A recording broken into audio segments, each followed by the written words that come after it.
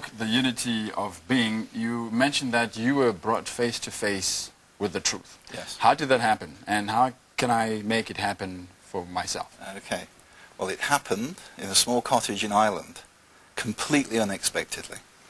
And what I had to face was fear of death. And when I got beyond fear of death, what I found was love. The reason for all existence is love. The reason why we're here, even in the studio now, is love. Beyond death is love. If we live our lives in love, when we get beyond death, we will find we've come home. Then how can I, as an individual, find the truth? What path do I need to walk? What's the process? We need to start by looking at this world we live in. Yeah? This magnificent universe, which is 13 billion years old, is beautifully ordered. There must be a controlling intelligence that brought this into being. Take that and look at the human being, which is like a macrocosm of the giant universe. Love the human being. What's in the human being is the divine imprint. From there, love life. Learn to wonder at life. Einstein said those who stop wondering at life are as good as dead.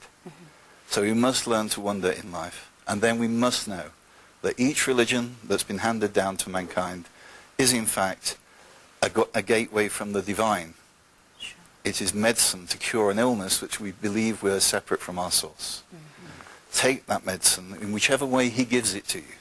Know that all the different religions are his good pleasure at show to mankind. And from there, trust God and make your way forward. The word God in the English language means soul, supreme being. Right. There is nothing other than God. Yeah. Philo of Alexandria, who is roughly a contemporary of Jesus, said, man is God, but he is not the God. Man is made in the image of God, but he is not the original. And if you claim to be the original, shirk has been committed. Shirk. Yes. So the potential of our lives, of living a fulfilled life, is to somehow connect with the origin.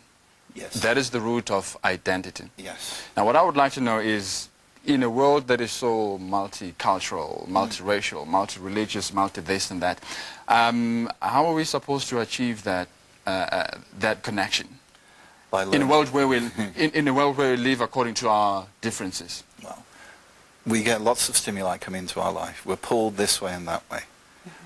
For me, it happened this way. My mother died when I was 7, and I realized that life was impermanent.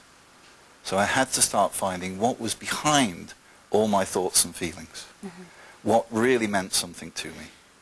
So I was obliged to start looking. And that search took me ultimately through something called therapy, the emotional search, where one day I found myself asking, am I all these feelings? Or is there more to me than these feelings? Who am I anyway? And it's the question, who am I? Where do I come from? That we must actually focus on. And I had to. I turned away from a successful career to go and spend a year in retreat, in meditation, in prayer, in study, where I studied all the world's religions, and I concluded they're all saying the same thing. We have a potential inside us. We have a potential to go beyond the transitory, the momentary, to find peace, to see the Godhead in each and every human being that's alive, to see the beauty of life, to love creation. Yeah. I looked at it this way. Years ago, I asked a man who I regard as my teacher, is it okay to have money? There's a chance of earning quite a good deal of money. And he said to me, look, I don't mind you having money. He says, but I would object if money has you. Now, if we want to tie our identities up to being this, that, or the other as the exclusive domain of our consciousness, that is incorrect. Yeah? Our consciousness is capable of going well beyond these thoughts and dualities like gay, not gay, or rich, poor, whatever it happens to be, and to embrace the whole. Yeah, the spiritual search is when we can put these values in their place and still make progress. Yeah, if we get caught in an issue like that, actually it's something in us that's catching. As we said earlier in the program, don't look outside, look inside. Yeah? So I don't mind what people's orientation is.